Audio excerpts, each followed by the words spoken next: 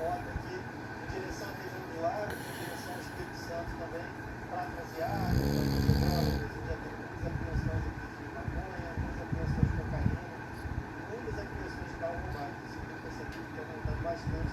Além disso, ontem transportava 11 quilos de maconha, quase 4 quilos de cocaína.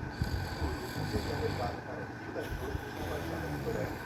A droga foi obtida no complexo também, na Zona Norte do Rio.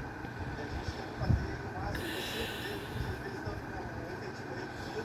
A gente tem feito um trabalho de tecnologia para poder melhorar a qualificação das nossas abordagens, porque a gente sabe que esse cliente fica parado aqui da rodovia, tentando abordar todo mundo que passa, tem que através da tecnologia nossas abordagens para melhorar a eficácia das nossas apreensões.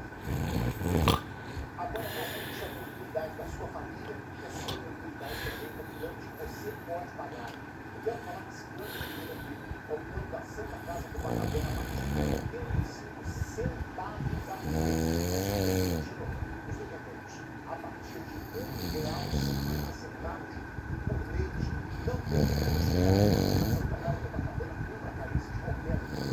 Você precisa ter melhor. A sua família precisa ter melhor. Tem as melhores imunizações, as melhores leis, muitos benefícios que tem barato. Fala da Santa Casa do Pagador. A minha família faz parte. Fala. Liga, fecha hoje. 3274 8279 88. Comprar uma central de energia que vai te dar Santa Casa do Pagador. Olha, atenção, atenção.